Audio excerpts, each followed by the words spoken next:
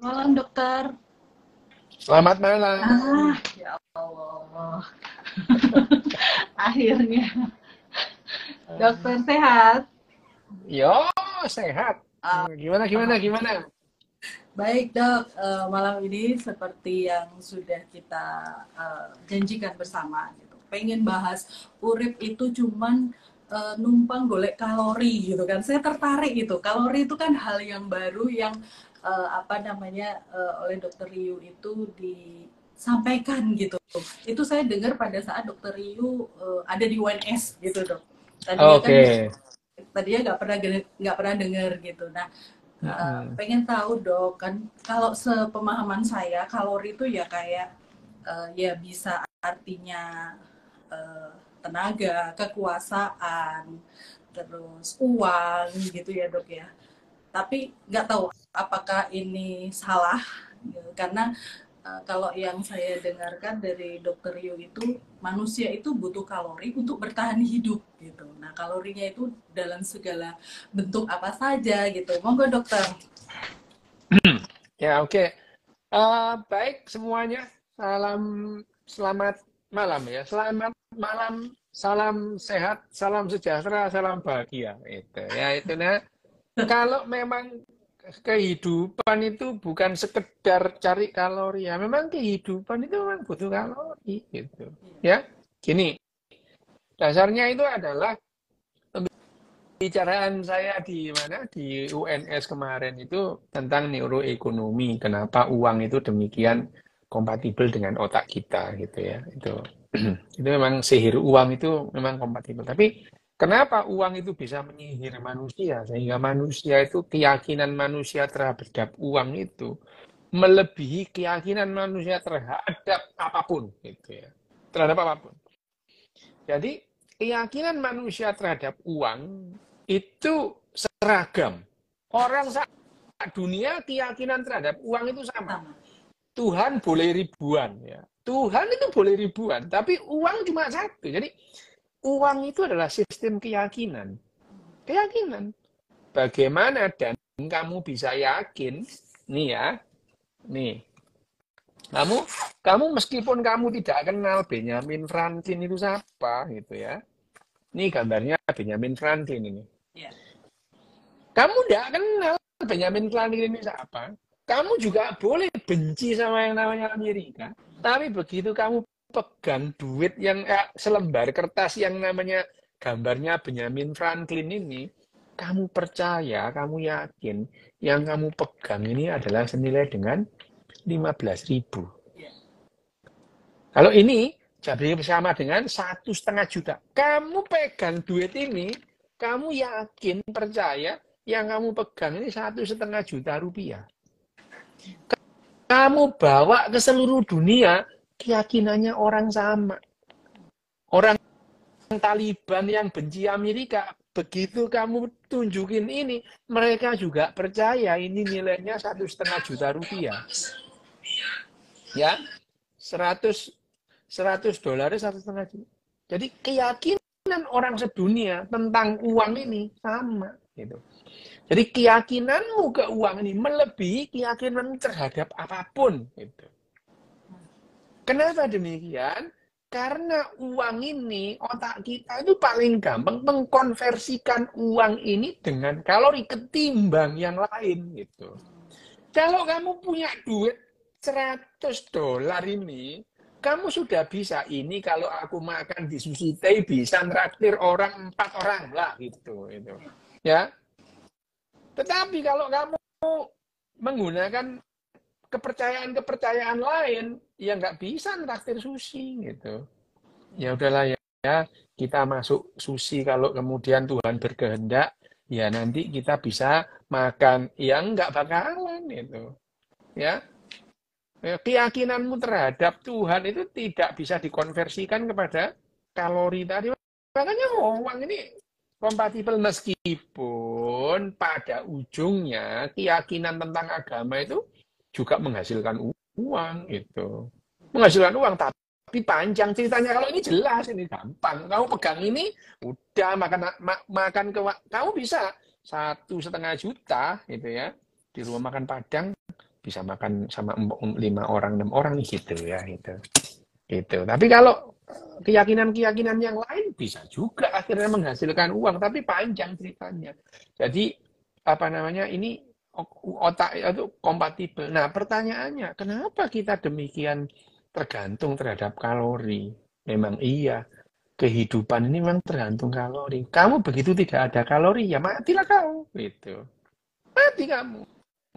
Jadi hidup ini memang perlu kalori. Kenapa demikian? Itu saya cerita lah di awalnya di mana di Solo itu bicara alam semesta ini kalau kita mengarahkan ya, mengarahkan pandangan kita ke seluruh sudut alam semesta gitu ya.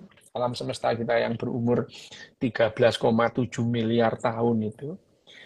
Kalau kita mengarahkan kemana ke seluruh penjuru alam semesta itu, yang kita lihat adalah alam semesta itu menuju ketidakteraturan namanya. Ya. Jadi alam semesta itu tidak teratur seperti yang kamu bayangkan. Alam semesta ini teratur, ada lintasan, loh tidak gitu ya.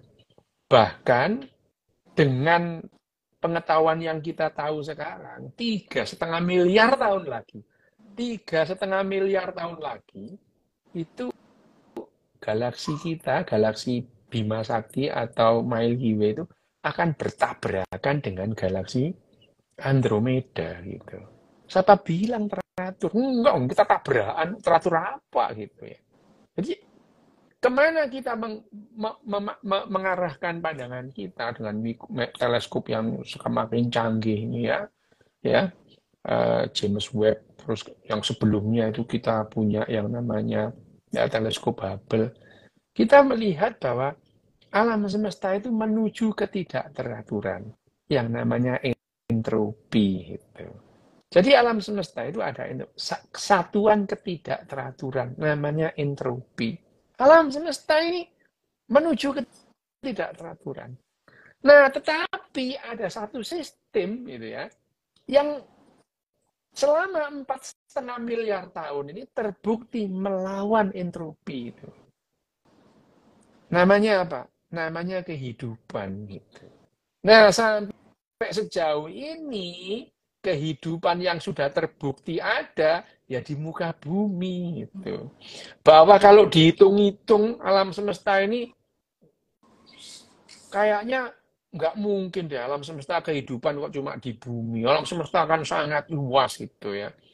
Iya, kalau dihitung-hitung ya sangat mungkin di luar bumi itu, di luar sana, jauh di sana itu ada kehidupan. Tapi kehidupannya hampir pasti tidak akan sama dengan di bumi. Kenapa?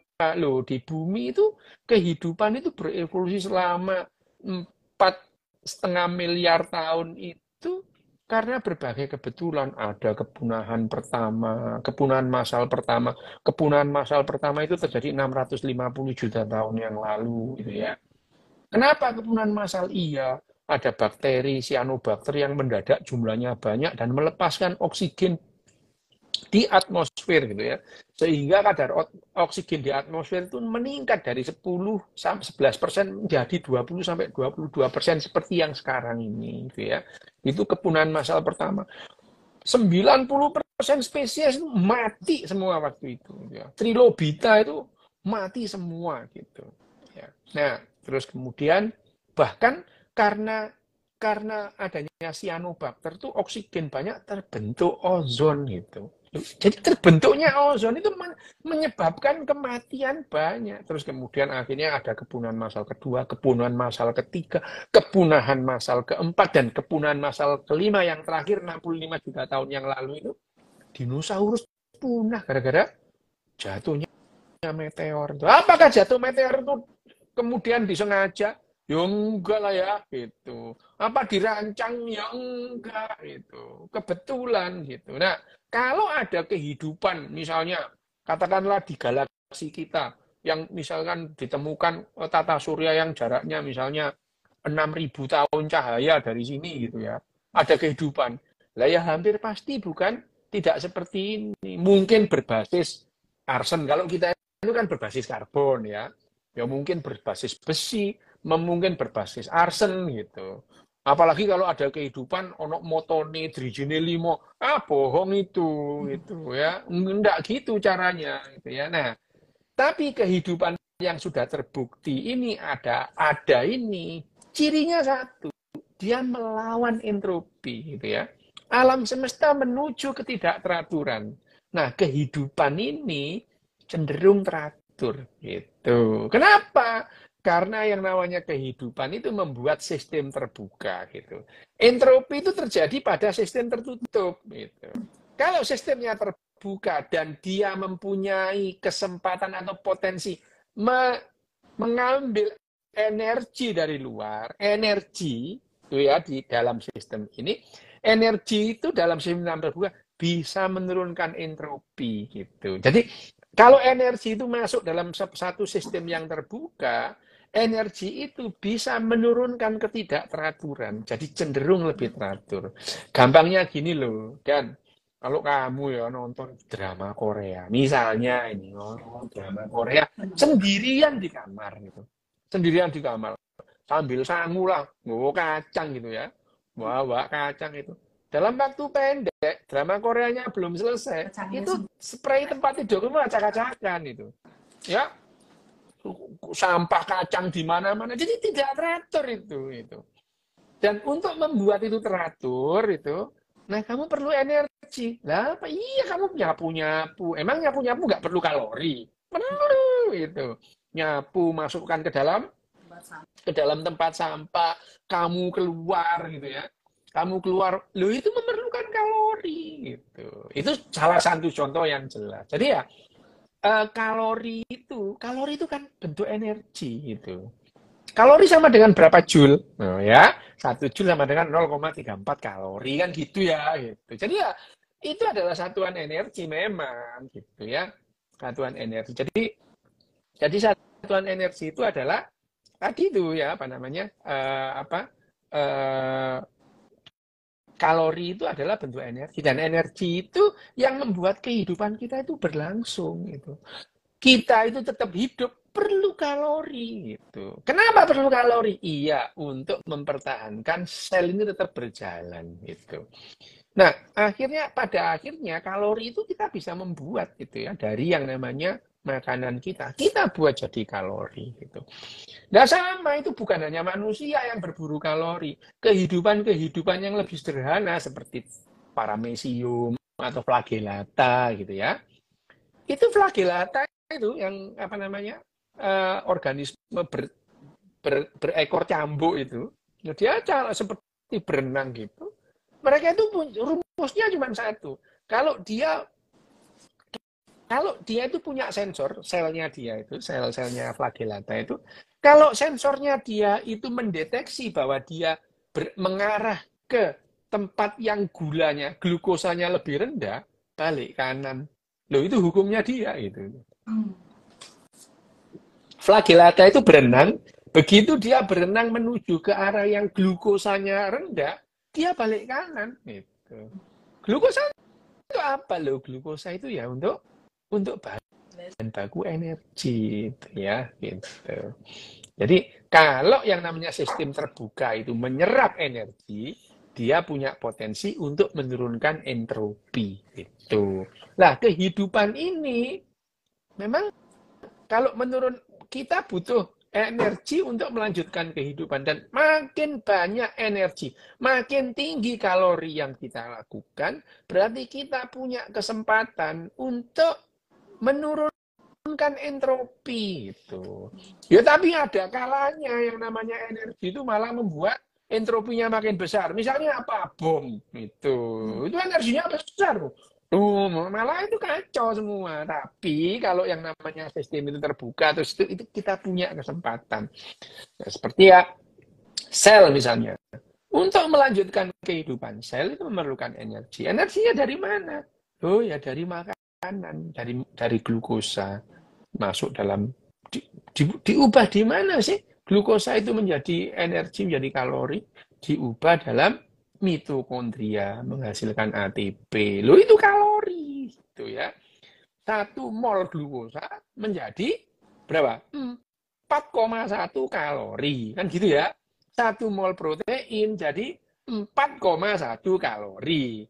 1 mol lemak jadi 9,4 kalori gitu ya. Jadi lemak itu bisa lebih banyak menghasilkan kalori ketimbang glukosa atau protein gitu. Dua-duanya bisa menghasilkan kalori gitu.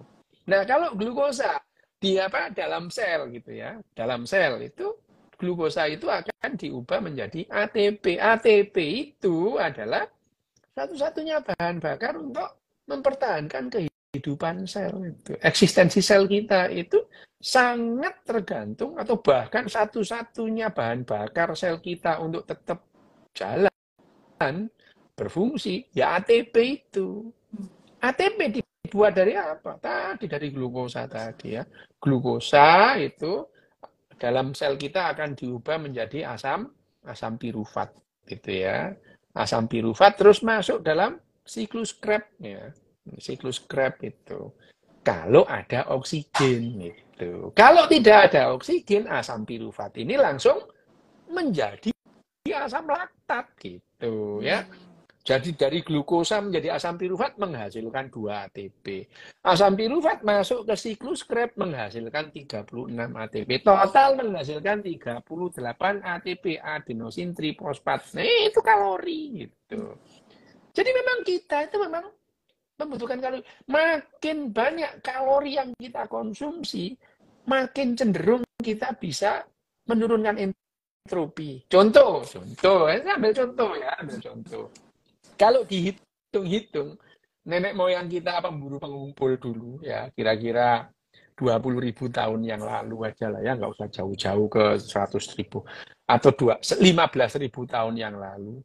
Satu orang Homo sapien gitu ya, Homo sapien itu satu hari itu menghabiskan 8.500 kalori per hari itu.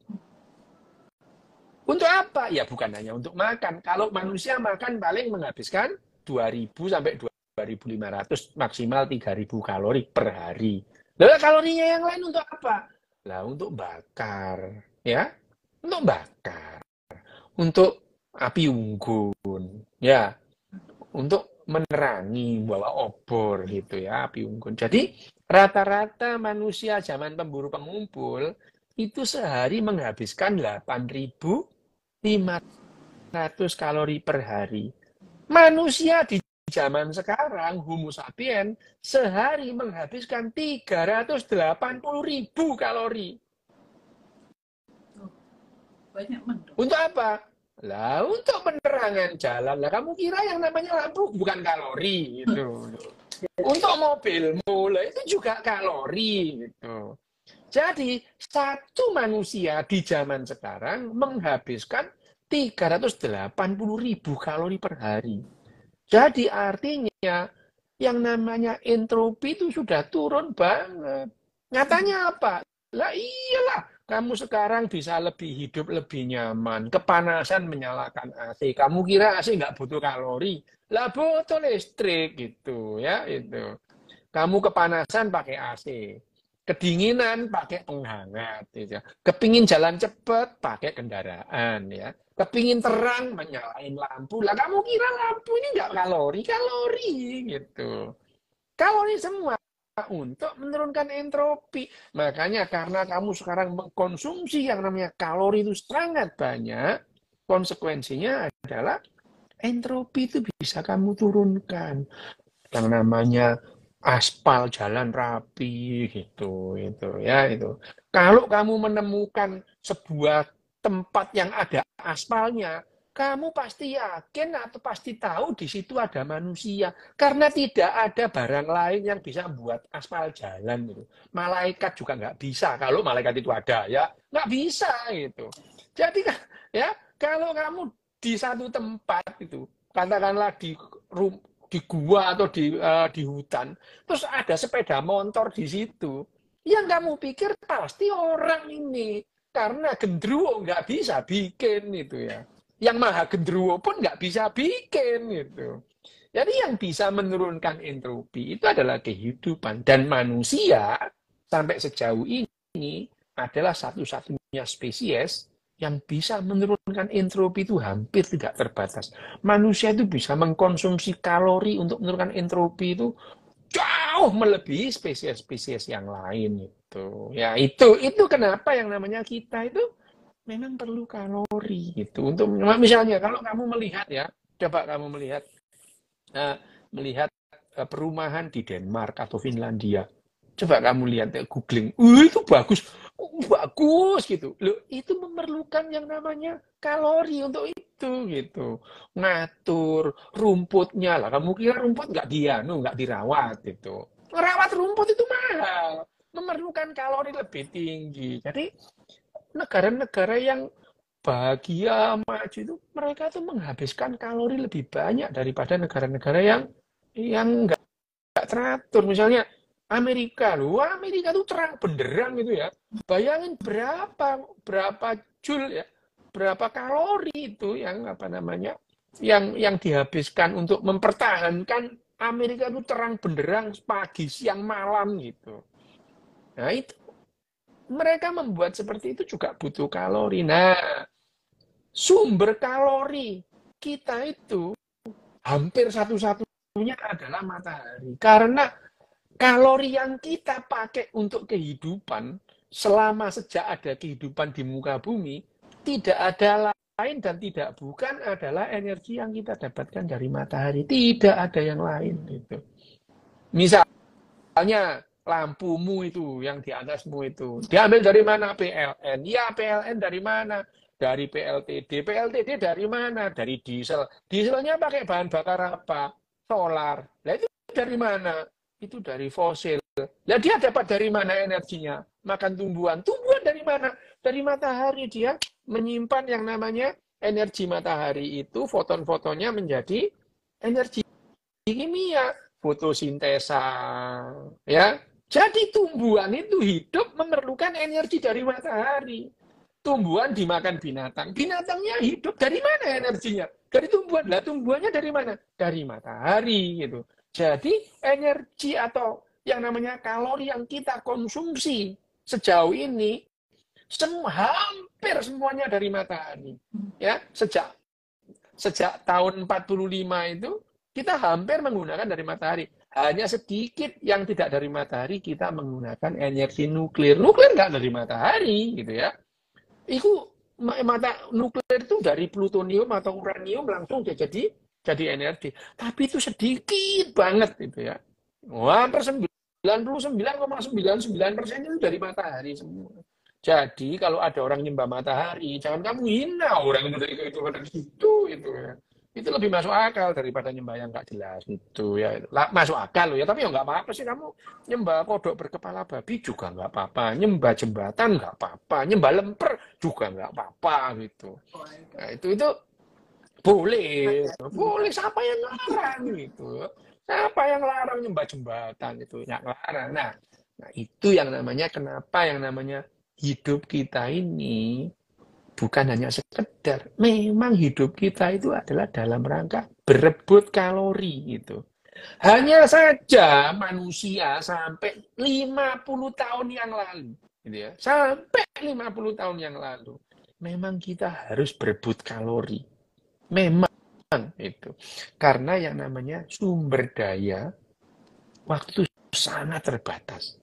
Sehingga tahun 80-an itu masih banyak orang mati kelaparan itu. Kalau kamu tahun 84 itu sudah lahir atau sudah SD, mungkin kamu ingat lah ya, bahwa tahun 80-an itu yang namanya Ethiopia itu loh ya. Ethiopia itu ada 3 juta orang yang terancam mati di Ethiopia itu ya. Di kampung pengungsi, kelaparan mereka. Cina, itu loh RRC itu, sampai tahun 80, tiap tahun itu mereka banjir ya, sungai Huanghe, itu sungai kuning itu, banjir, gagal panen, mati kelaparan itu banyak di Cina tahun 84. Tetapi Cina sekarang apa namanya? Cina dan Ethiopia juga itu sekarang lumbung gandum, lumbung padi gitu ya. Tidak ada orang lagi mati kelaparan sekarang. Kelaparan ada tapi nggak mati. Gitu. Tapi lebih banyak orang yang kelebihan kalori ketimbang orang yang kekurangan kalori gitu. Kamu lihat aja lah, Dan, di tempatmu ya, di kotamu itu ya. Mana ada ibu-ibu kurus, nggak ada itu. Itu kelebihan lemak semua. Tapi banyak Kelebihan stunting lemak ya itu. dok, nih gini dok. Loh, stunting itu kan bukan masalah kekurangan makanan. Gitu. Stunting itu bukan hanya kekurangan makanan, loh, mak lemu kabeh kok. Nggak ada. Di Indonesia itu nggak ada orang kurus gitu ya. Gendut kabeh itu. Terus kalau dibilang gembrot katanya apa body shaming. Orang gembrot gitu ya. Orang gembrot kok gitu ya. Makmur Itu. gitu dok. Ya, itulah makanya. Jadi gendut itu artinya kamu kelebihan kalori karena kalori yang berlebih dalam tubuh disimpan dalam bentuk lemak gitu. Nanti kalau kelaparan, kamu itu lemaknya dilisis itu ya, dimakan gitu. Jadi yang namanya lapar kamu merasa lapar itu karena ada lemak yang dibakar gitu. Jadi orang kurus pun itu ada lemaknya, karena lemak itu cadangan gitu. Jadi orang yang namanya orang kelaparan, kamu merasa lapar itu apa ya? Kenapa otakmu itu merasa lapar itu ya? Itu ya, pada saat kamu kekurangan glukosa, maka yang dilakukan adalah membakar lemak. Nah, lemak dibakar, lemak dilisis itu menghasilkan keton. Keton di otak menimbulkan sensasi lapar. Jadi sebetulnya kalau kamu kelaparan itu lemakmu sedang dibakar gitu. Nah, kalau kamu paham ini dan kamu kepingin kurus, begitu kamu lapar, harusnya kamu senang nih, lemakmu sedang dibakar nih gitu. Kalau kamu tahu, lah masalahnya nggak tahu gitu ya. Lapar langsung cari golek sego, golek gorengan lo ya wes lah ya gitu ya. Jadi kembali lagi bahwa yang namanya kehidupan ini makin kita bisa memanfaatkan kalori, kita bisa menurunkan entropi lebih rendah lagi. Nah, sekarang kalau manusia itu menjadi sistem yang terpisah-pisah, jadi kita itu akhirnya menerima entropi buangan dari kelompok lain. Misalnya aku sebut tadi ya, Finlandia dan Denmark itu adalah pengkonsumsi kalori paling gede gitu. Entropi mereka turun. Dibuang kemana entropinya? Dibuang ke Indonesia misalnya. Jadi mereka teratur, kita yang kena getahnya gitu ya. Jadi mereka buang sampah, dibuang aja lah. Ya sudah, peduli pokoknya di luar Finlandia gitu. Akhirnya ngumpul lah di sini gitu ya, di Indonesia. Itu. Nah, jadi sekarang itu adalah tantangannya bagaimana manusia itu, seluruh manusia itu ada bersama-sama, bekerja sama, menurunkan entropi karena manusia itu jadi satu sistem. Jadi bukan sistemnya itu Finlandia gitu ya, Afghanistan gitu. Bukan gitu. Korea gitu. Korea itu karena dia itu mendapat uang banyak, menghasilkan kalori. Korea itu tertib, rapi gitu ya. Entropinya dibuang di mana? Itu dibuang ke army-arminya itu di Indonesia dibuang. Jadi mereka itu gembira, senang, nari-nari. Yang di Indonesia berantem gitu. Wow, ada BTS diamuk, dihina. Ngamuk ini arminya ini. Gitu. Lah, padahal mereka sudah ngamuk, bayar pula. Mereka itu hari-hari langsung buka handphone. Jimin ngapain gitu ya. Itulah mereka. Iya, Jimin ngapain? Aduh, Jimin. Padahal Jimin tuh gak kenal sama kamu. Gitu. Wah, lihat Jimin tuh kayaknya udah, wah, gitu. Nah, akhirnya orang-orang Korea itu mendapatkan kalori yang lebih tinggi untuk menurunkan entropi mereka. Gitu. Membuangnya kemana? Lah, ya ke Indonesia lah. Gitu. Nah, sekarang gimana caranya? Tantangannya adalah bagaimana Korea dan Indonesia dan negara-negara lain itu bersatu gitu ya, membuang entropi keluar gitu, army dibubarin gitu ya itu. Loh iya, army itu menghasilkan duit bagi orang-orang Korea gitu. Ya itu. Ya itu. Aman dok, di sini gak ada army dok. Ya, aku tuh nggak peduli itu ya. Aku itu cuma ngomong army itu menghasilkan duit banyak bagi bagi BTS itu. Iya. Banyak itu. Jadi larinya kemana kalori ini? Larinya ke Korea itu karena 65% pasar K-pop itu dari Indonesia gitu. Ya itu kita itu menyumbang kalori besar kepada Korea lah, kita mendapatkan entropinya gitu. Nah itu nah memang hukumnya dunia itu memang begitu. Kalau kita tidak menjadi satu sistem yang terpisah-pisah, begitu turun kalori, turun entropinya dibuang ke sistem yang lain gitu ya. Gitu ya. Nah, makanya sekarang itu tantangannya gimana yang namanya sistem itu tidak ada sistem. Gimana kalau Korea itu Indonesia, Finlandia, Afghanistan, Pakistan itu menjadi satu sistem gitu ya. Satu itu ya. Kita bersatu. Lah, entropinya dibuang kemana? Di luar bumi, ke bulan kayak ke Jupiter kayak terserah di sana gitu. Nggak ada perang, ya. Dok. Apa? Nggak ada perang, nggak ada rebutan kalori kan? Perang kan sudah nggak ada sekarang itu. Nggak Iya. ada. Enggak. Kalau misalnya mereka masih ada yang rebutan kayak sebenarnya kan kayak misalnya yang perang-perang kemarin itu kan karena ada satu negara yang dia menghasilkan Memang iya benar. Betul. Jadi Dan kalau memang bekerja sama itu kan berarti nggak bakalan ada yang rebutan gitu kan, Dok? ya rebutan dalam bentuk yang lain. Rebutan jadi misalkan rebutan untuk menjadi direktur gitu. Tetap ada kan gitu. Mereka itu kepingin naik jabatan, ya biasa gitu. Itu kan juga rebutan, tapi nggak bunuh-bunuhan gitu. Tapi perang itu ya, sebelum 50 tahun yang lalu itu ya, abad ke-20 itu, perang mengerikan dulu itu.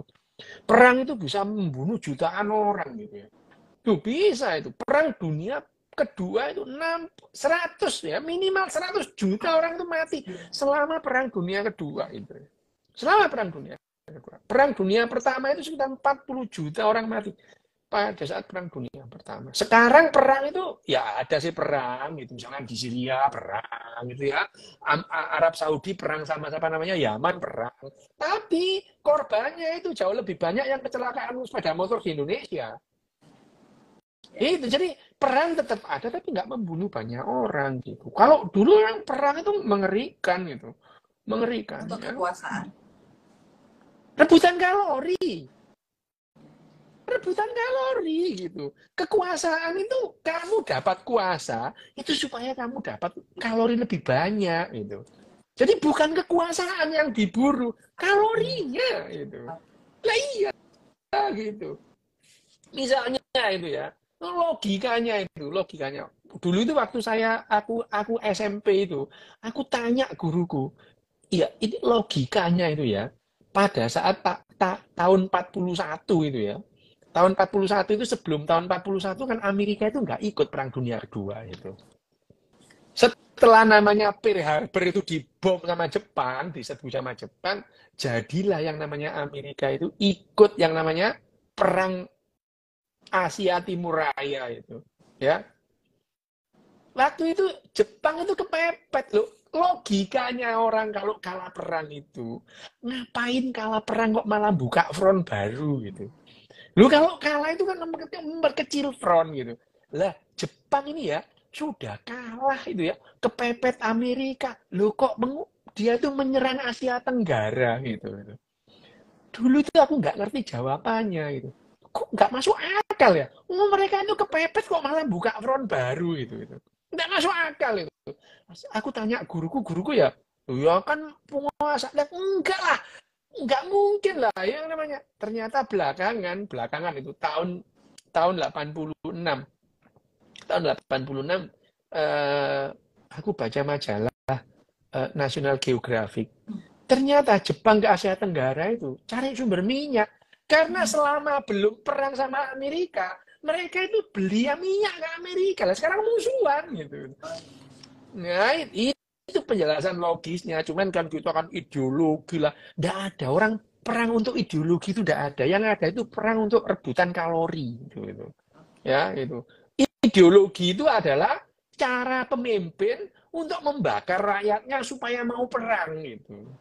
Pemimpinnya nggak perang gitu. Mau Paus Urban III. Paus Urban III itu yang apa namanya memaklumkan perang salib gitu. Paus Urban III itu. Kita perang, orang Eropa melawan orang-orang sesat itu, perang mereka itu. Wah, menghasilkan duit banyak. Pausnya ikut perang ya enggak lah gitu. Oh, yang perang itu orang gitu. Sama arek-arek Surabaya, Bung Tomo. Wah, kita Bung Tomo itu, arek-arek Surabaya selama banteng-banteng berwarna merah. Lah dia yang mati 150.000 orang itu. Dia di RRI ngoceh nggak karu-karuan gitu. Memotivasi toh. Iya itu. Bawa bambu runcing, kamu melawan tank sama yang namanya pesawat tempur, mati lah kau gitu. Nah, itu, tapi bagaimanapun juga yang namanya sebenarnya ada rebutan kalori. Pemimpin itu rebutan kalori gitu. Rebutan kalori. Jadi ya Amerika gitu. Amerika nyerang Kuwait, Amerika nyerang Iran. Apa persoalannya? Minyak itu. Kalori lagi gitu itu.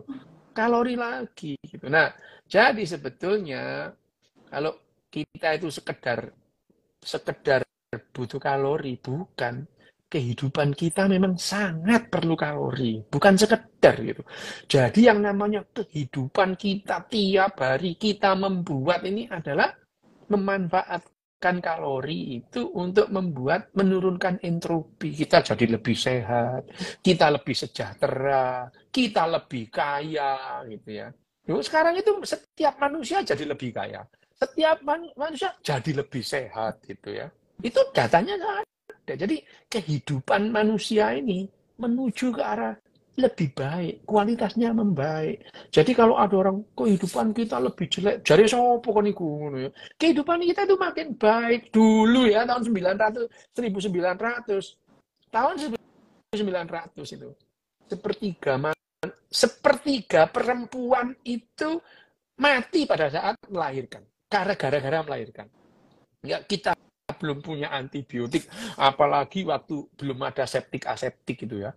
Jadi orang perempuan melahirkan terus sepsis, purpura mati gitu ya itu. Banyak itu. Tapi begitu kita kenal antibiotik, terus tahu yang namanya ilmu pengetahuan gitu. Yang namanya melahirkan itu ibarat mencet jerawat aja. Nggak ada orang mati gara-gara melahirkan itu. Ya itu kayak mencet jerawat gitu. Ya bisa mati sih. Orang mencet jerawat itu bisa mati loh. Saking asiknya terus kunduran truk mati, ketabrak truk gitu. Gara-gara asik gitu ya. Gara-gara asik mencet jerawat ada truk nyelonong dia nggak tahu gitu mati gitu. Ya bisa gitu.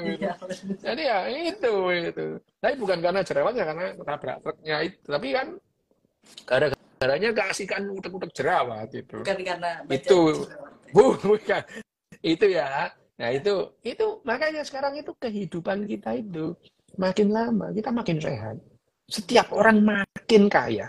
Jadi satu orang manusia sekarang dibandingkan dengan satu orang pada tahun 1950, kekayaannya itu meningkat 5 kali. Kekayaan gitu ya. Kekayaan gitu. Nah, makanya lama-lama kita itu yang mata uang itu nantinya karena kita makin paham, lama-lama yang namanya mata uang itu hitungannya kalori. Itu paling genah itu. Sekian kalori gitu ya. Itu. Ya, itu kira-kira ya ke depannya. Tapi ya kita enggak tahu loh yang depan itu apa. Tapi bagaimanapun juga tadi uang ini juga kalau kita punya uang itu kita mengkonversikan ke kalori itu gampang. Makanya uang ini udahlah nggak ada lawannya, gitu ya. Nggak ada lawannya. Cuma cocoknya motivator aja yang bilang memotivasi orang dengan uang adalah motivasi yang jelek. Lu jare sopo gitu loh ya. Itu motivator tuh enak banget. Kalau memotivasi orang itu dengan uang itu jelek itu. Makanya motivator itu dibayari sama bos-bos itu supaya anak buahnya nggak nuntut uang itu. Emang itu ya motivator itu cocoknya minta dijahit apa itu. Enak aja ngomong. Padahal gini loh ya, kenyataannya ya Dan, kalau ada orang pindah pekerjaan, pindah perusahaan, gara-garanya apa?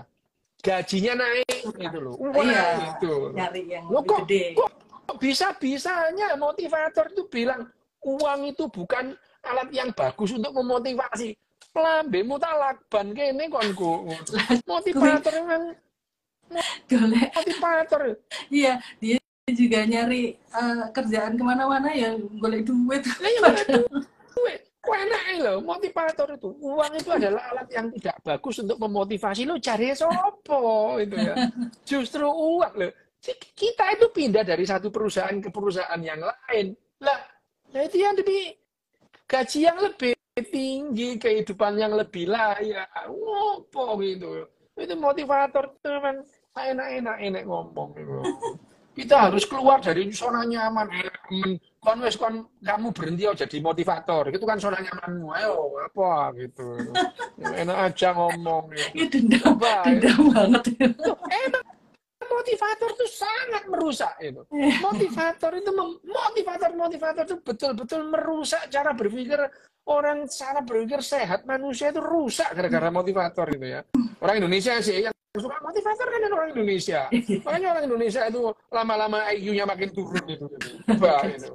Iya, jadi nggak masuk akal itu ngomong seenak-enak itu. Apakah aku dendam? Iya dendam aku.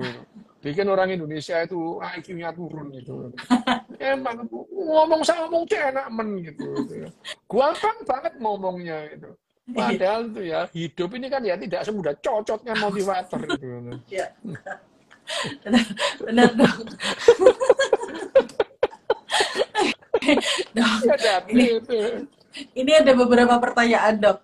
Ada yang boleh nanya, apa? ini kan tadi bilangnya uang itu kan ya cuman kertas, cuman dicetak sama bank, tapi kok ya pada percaya gitu kan. Kayaknya dulu saya pernah dengar dokter bilang, ya itu kan termasuk dari kesepakatan kita gitu kan dok.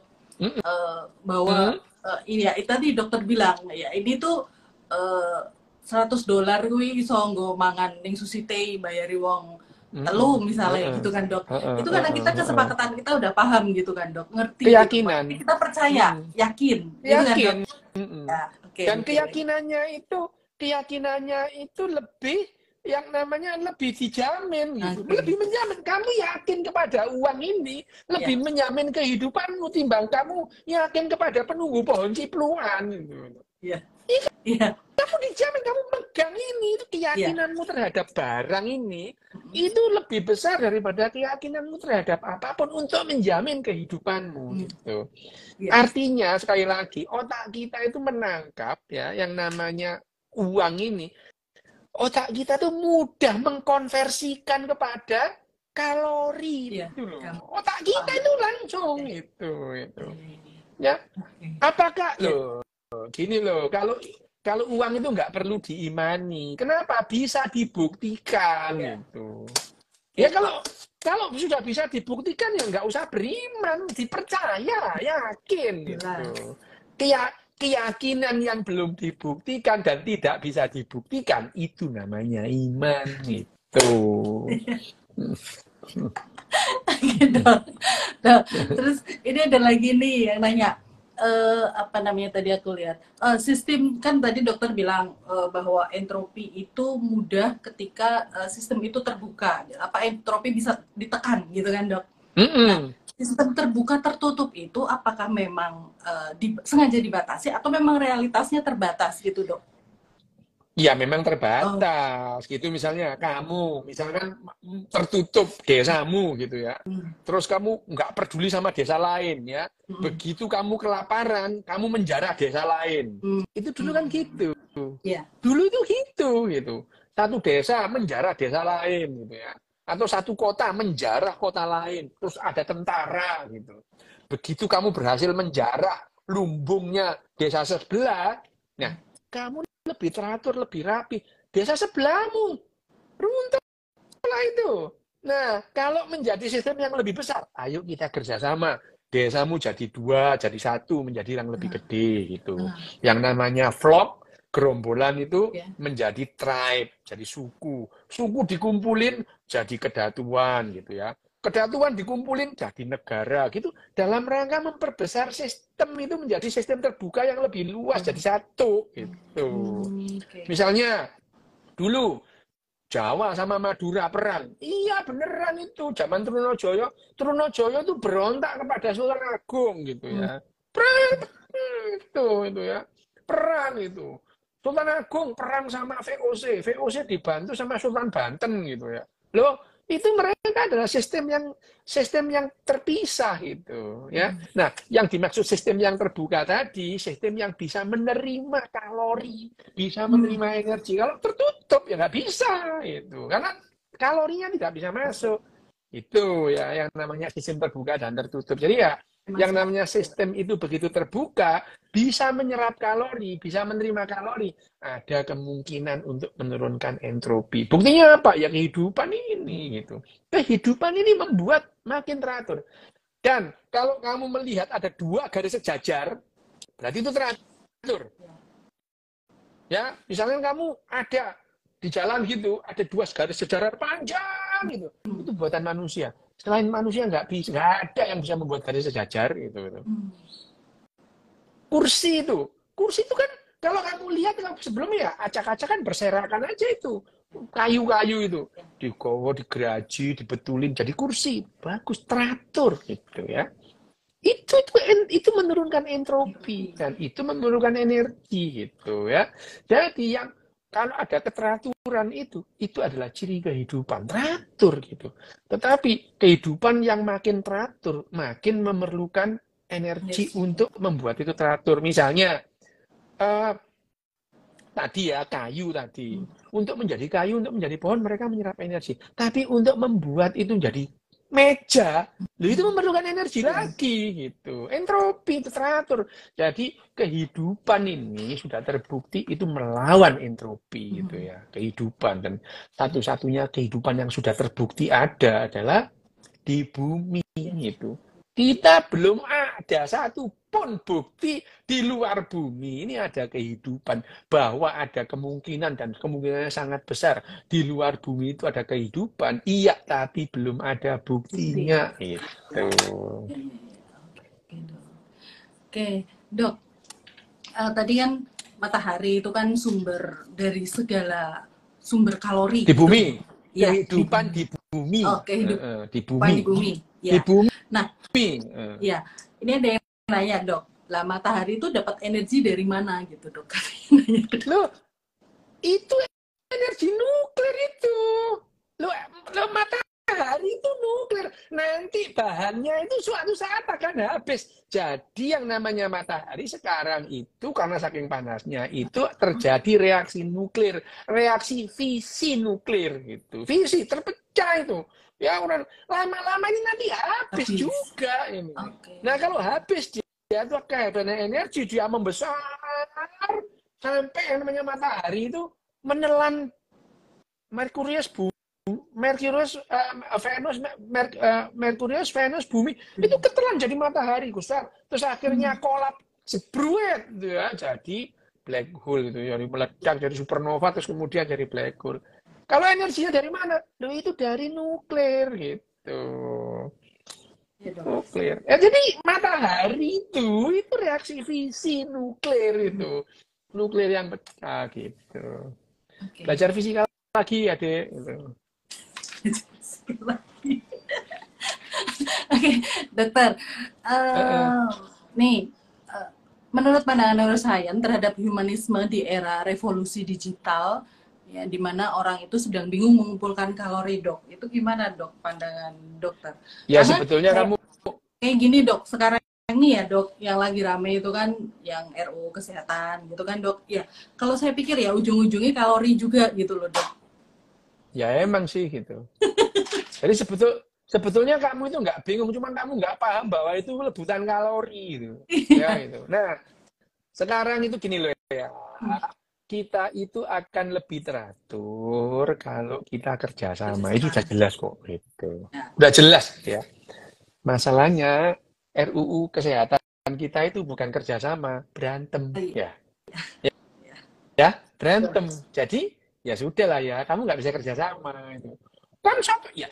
apapun alasanmu, kamu nggak bisa kerja sama. Wes lah, itu. Apapun alasanmu, terbukti kamu tidak bisa kerja sama. Gitu. Kalau kerja sama, perdebatan terjadi, misalnya karena ini undang-undang, perdebatannya ya di DPR, ya udah, ya udah, jadi undang-undang itu, undang-undangnya, ya itu. Lah kamu kira di Jepang nggak ada undang-undang? Ada, undang-undang kesehatan ada gitu.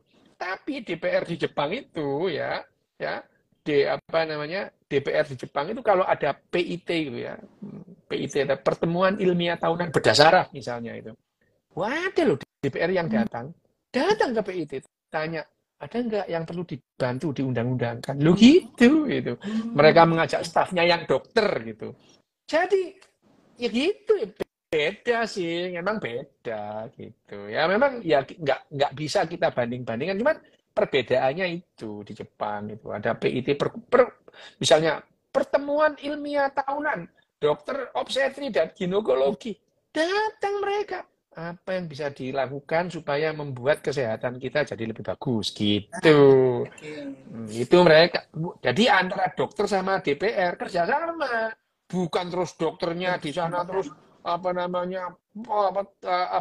berantem sama DPR-nya gitu. DPR-nya juga tahu bahwa cara kerja mereka yang bagus itu akan membuat yang namanya entropi di Jepang itu makin turun gitu.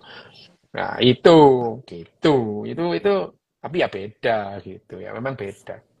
Apakah Jepang lebih baik? Enggak, cuma beda aja gitu ya.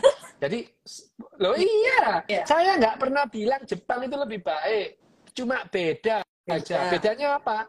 Jepang tertib, Indonesia enggak. Itu beda gitu ya. Jepang cerdas, Indonesia enggak. Itu beda. Apakah cerdas lebih baik? Enggak, cuma beda aja gitu ya. Mereka pinter, kamu goblok. Itu bedanya gitu. Loh, pinter itu tidak lebih baik dari goblok loh ya. Ya. Itu kecoa itu goblok loh. Kecoa itu nggak cerdas itu, tapi bisa bertahan 250 juta tahun. Mungkin manusia itu perlu turun supaya bisa setara dengan kecoa. Mungkin biar bisa bertahan hidup lebih lama. Iya, itu. Jangan-jangan manusia itu perlu diturunkan IQ-nya setara kecoa 20 gitu supaya bisa bertahan hidup. Barangkali gitu. Barangkali gitu. Nah, tadi kan kaitannya tadi Dok, ya karena dia rebutan kalori itu tadilah Dok, ya di Wakanda Forever sana lah Dok. Nah kan akhirnya humanismenya itu dihilangkan gitu loh. Mereka tuh ya pengen menang sendiri karena nggak kerja sama tadi itu gitu. Menurut dokter gimana? Humanisme dulu pernah nggak ada. Loh iya, gitu ya. Sebelum ada humanisme, gitu ya. Sebelum ada humanisme, manusia itu mengkonsumsi teologisme. Gitu. Humanisme itu apa sih? Humanisme itu adalah pada saat manusia itu dengan cara pandang manusia berpikir itu tidak lagi mengkonsumsi teologisme. Gitu. Pertanyaanku, apakah kamu tidak berpikir teologisme? Kalau masih, ya kamu belum humanisme. Ya, gitu. Belum, gitu. Yang namanya humanisme itu pada saat pemikir-pemikir itu pada saat dia menjelaskan fenomena terus mengalami alam itu mereka tidak lagi mengkonsumsi teologisme. Fisika itu sudah tidak lagi menggunakan teologisme. Matematika Tuhan manapun tidak terlibat di situ. Biologi sekarang ya tidak melibatkan Tuhan. Itu yang namanya humanisme gitu. Nah, humanisme itu pada akhirnya melahirkan beberapa yang namanya ideologi. Ada yang banyak yang terkenal adalah fasisme, liberalisme dan komunisme. Ini semua humanisme gitu. Jadi ya jangan gampang-gampang ngomong humanisme kalau nggak tahu ya. Gitu. Nah tapi nggak apa-apa. Ini saya beritahu. Saya beritahu humanisme kan itu apa. Gitu. Iya nggak apa-apa. Saya beritahu. Jadi humanisme itu, tapi humanisme sekarang juga nggak relevan gitu. Nggak relevan gitu. Kenapa? Orang itu bisa berantem sama manusianya gara-gara yang satu makan anjing, satu enggak. Bayangin aja. Kamu makan anjing, ada orang makan anjing, kamu tampari, kalau perlu kamu caci maki gara-gara makan anjing. Berarti ya sekarang itu kita mungkin sekedar lagi kita menanggalkan humanisme. Kita menjadi yang lebih gede lagi ya. Apa namanya misalnya menjadi apa namanya isme kehidupan isme gitu. Ya nggak apa-apa juga gitulah ya. Jadi humanisme itu dulu pernah nggak ada. Nah sekarang kita itu berpegang, sekarang itu kita marah kalau ada orang nyiksa kucing gitu ini ya. Jadi ya kalau yang namanya humanisme, semua itu boleh dikorbankan untuk manusia. Itu ya. Nah sekarang kan tidak itu. Kamu nggak ada orang marah gara-gara ada anjing diseret itu, wah tidak berperi keanjingan gitu ya, itu bukan humanisme. Sudah kita berperang dengan sesama manusia gara-gara kucing gitu ya, itu jadi ya. Tapi ya bagaimanapun juga humanisme dulu pernah nggak ada. Kalau suatu saat nggak ada, lah ya kenapa emang gitu ya. Itu kita mungkin menemukan ideologi baru ya tentang kehidupan, moral yang berdasarkan biologi. Moral kita tidak berdasarkan humanisme lagi, tidak berdasarkan pemikiran untuk manusia, tapi moral kita itu memperhatikan moral kucing ya, memperhatikan kesejahteraan kucing, memperhatikan kesejahteraan biri-biri. Itu sudah bukan humanisme lagi. Nah, Dok, ini kok tinggal 1 menit lagi. Ya nanti kapan-kapan lagi, Dok. Oke, Dok. Matur nuwun sangat, Dokter. Dok, ini terakhir saya lihat di sini gimana caranya membuat sebuah keteraturan pada SDM yang kualitasnya rendah sebelum ditutup. Oke, nanti dia bahas. Oke. Loh, itu ya panjang. Oke. Jawabannya nggak bisa ya. Ya udah nanti kita sambung lagi ya, Dokter. Matur nuwun sangat. Terima kasih semuanya. Selamat malam.